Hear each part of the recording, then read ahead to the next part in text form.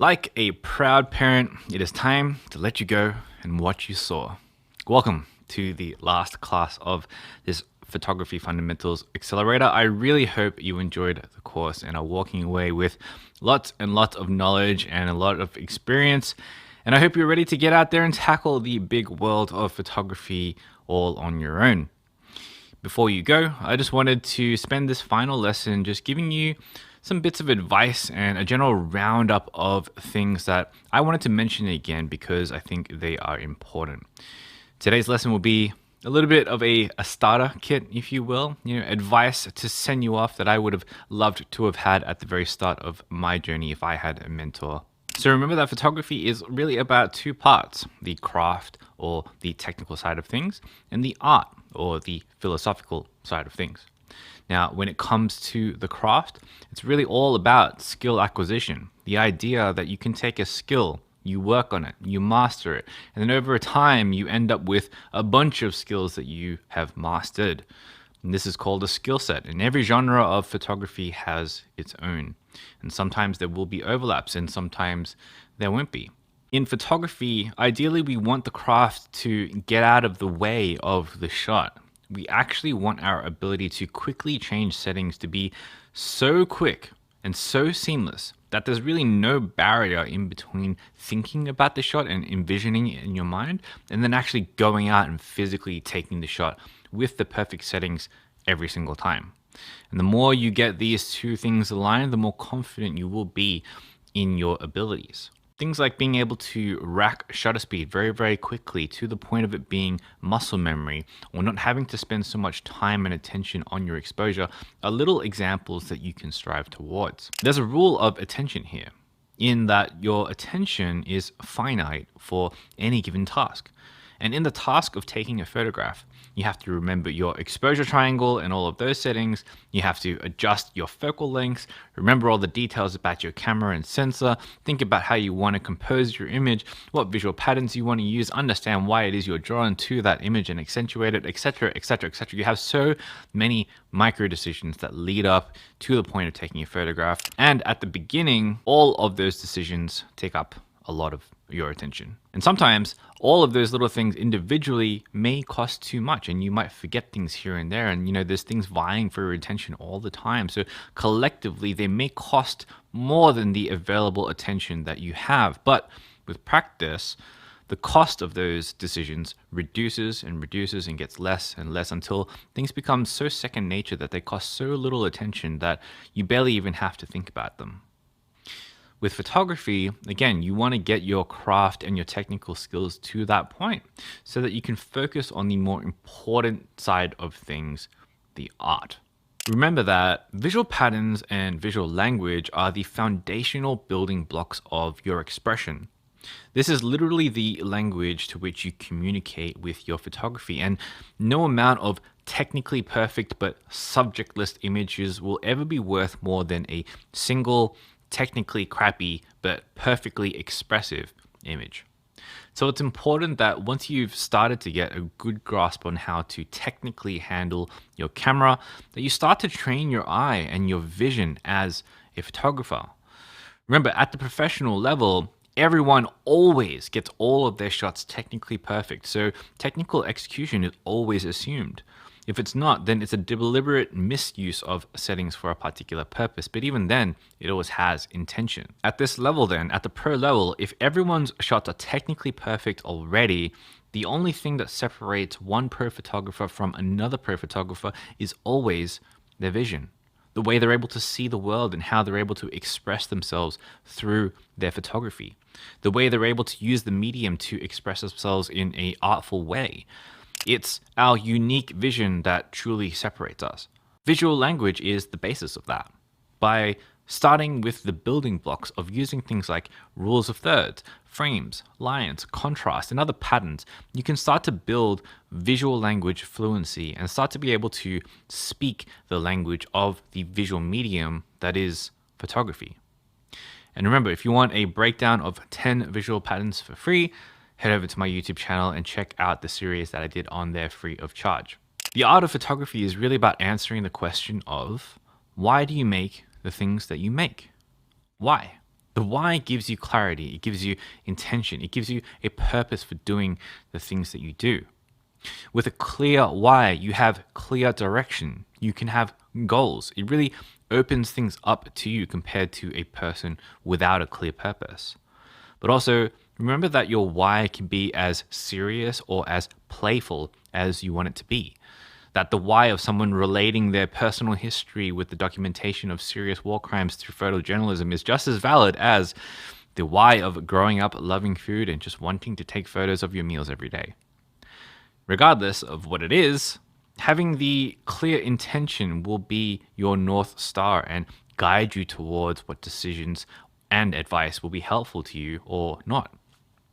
Some ways to really start thinking about your specific why is to look for examples in professional photographers talking about why they do the things that they do, or examining the themes of their work and trying to analyze and understand why they do the things they do and where that motivation specifically comes from. But remember, you only get the full picture when you're examining an entire body of work as a singular piece, not just a single post on Instagram, for example. Look for inspiration in the interviews of these photographers too, because they may just flat out tell you what their intent is behind their art, and you can definitely use that information to start to craft your own intent as well. Getting high quality feedback is difficult and it requires a lot of effort, but it's tremendously helpful to helping you grow, especially in the beginning. Try to find smaller communities of good photographers who are willing to give you the time to give you proper, constructive feedback. Feedback from platforms like Instagram just really won't cut it. If you absolutely can't find anything else, then jump over to my Discord where I have a channel specifically dedicated to feedback, where people in the community give actual constructive feedback, so long as you're able to ask specific questions about what specific pieces of feedback you want. And that's really important as well. You can't just be like, hey, what do you think of my image? And that's it. That's not a great question to ask. Get way more specific and way more granular. Something more along the lines of, I was unsure about shooting this with the subject here versus here. Which do you think works better and why?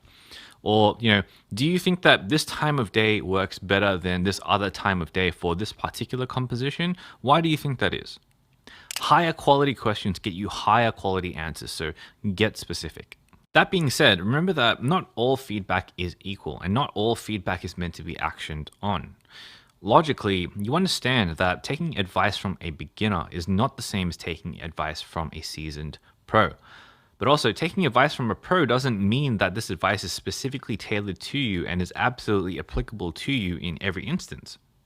Weigh up each piece of feedback individually and assess whether or not it's actually constructive to you.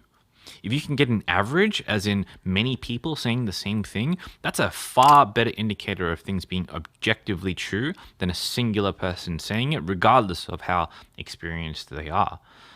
As a little bit of a side note, one of my favorite books of all time is called Principles by an investor named Ray Dalio.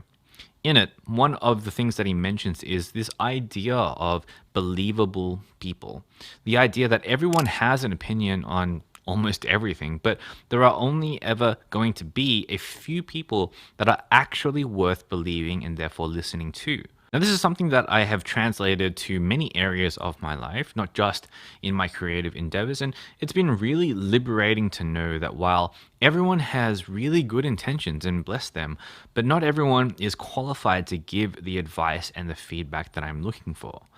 You wouldn't have 100 mentors at a time, so get your feedback from just a few people at a time.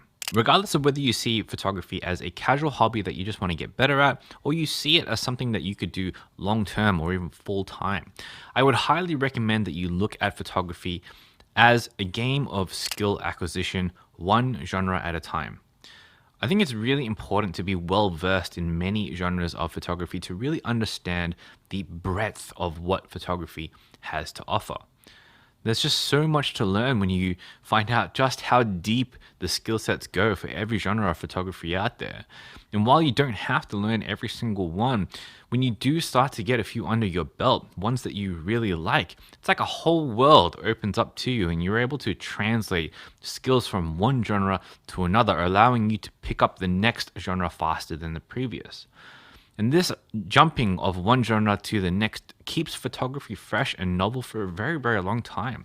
And it's very addicting, even in some aspects. But I also think that doing it just one genre at a time is important because it becomes easier to focus on and learn one at a time rather than trying to multitask and learn a bunch all at once. It's also much easier to dedicate yourself to finding genre specific communities to learn from and get feedback from when you're learning one genre at a time as well, in my opinion.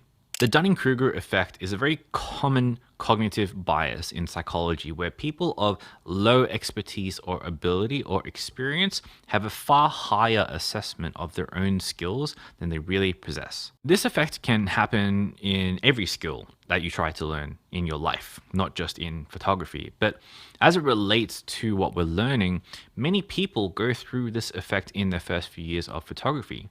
They initially learn a lot of skills. They get some images that they think are amazing and everything is great and awesome and they think they're really good at it and they're very enthusiastic about everything and it's wonderful. But some of them have a lot of ignorance when it comes to assessing their true competence. They don't know how far down the rabbit hole of skill actually goes. They overestimate their abilities. And it is this delusion of ability, this cognitive and recency bias that makes them think that they are actually better than they are. And then somewhere along the line, they realize their incompetence and they realize just how far they have truly come, which is honestly not that far. Then they get discouraged and then they fall into a pit of despair, having caught sight of just how high the skill ceiling is in real life compared to the people at the top of the game, the pros. From there, the journey is then one of humility and enlightenment towards mastery.